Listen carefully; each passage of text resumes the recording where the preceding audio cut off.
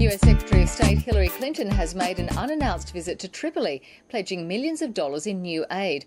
Most of the money will go towards finding thousands of Gaddafi-era weapons that remain unaccounted for since the start of the uprising. People must renounce violence, they must give up arms, they must be committed to a democracy that respects the rights of all. Mrs. Clinton is the most senior US representative to visit Libya since Muammar Gaddafi was forced from power. أما أنتم يا أخوتي نوجه الخطاب لكم أنتم تبغوا تنهوا الأزمة هذه راهو الحل بيدكم أنتم.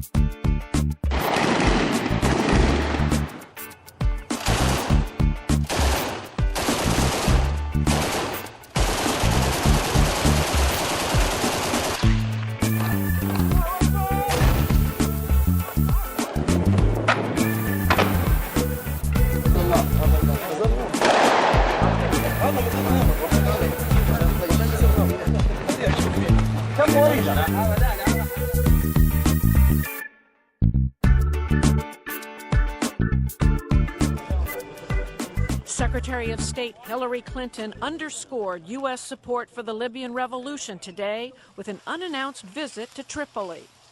The Libyan people demonstrated their bravery and determination, and I am proud to stand here on the soil of a free Libya. She brought a pledge of more U.S. aid and urged the country's transitional government to commit to a democratic path without reprisals. The Libyan people deserve a nation governed by the rule of law, not the whims of men.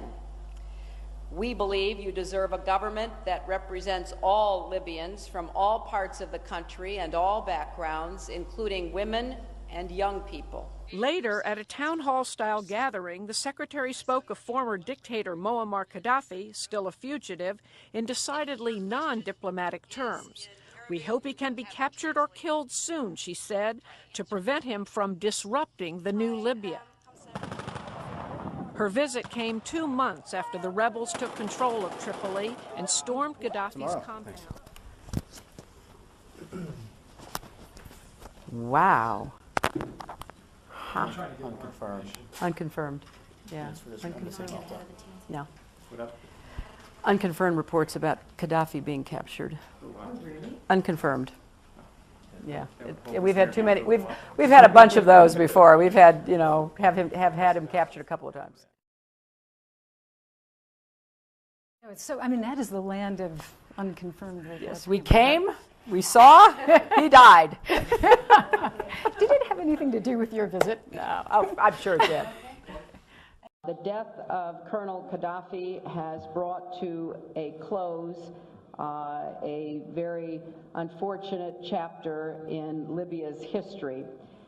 But it also marks the start of a new era for the Libyan people. And it is our hope that what I saw in Tripoli on Tuesday, firsthand, the eagerness of Libyans to begin building a new democracy can now begin in earnest. We hit him a little in the beginning. This is the defense minister's watch, and Gaddafi was sitting on this gun, and he had a gold pistol.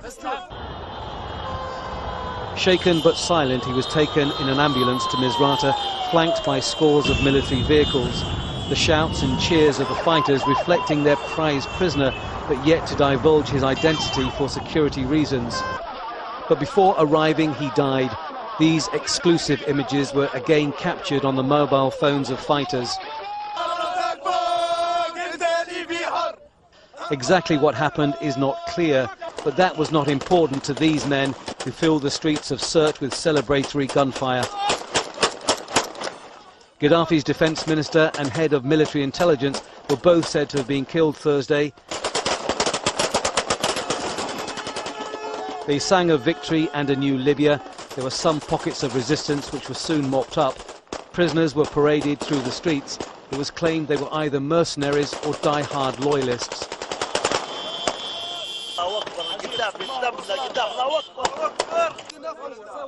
Some showed signs of physical abuse and were terrified. They were driven off to an unknown location. But among the celebrations, a drive through the rubble gave an idea of the true cost of the battle for Sirte. Hardly a building remained unscathed. Evidence of the intense fighting was everywhere. And the human cost. A body in the street and in the grounds of the small clinic in the heart of the combat zone, the graves of 24 men, probably Gaddafi fighters, buried almost where they died.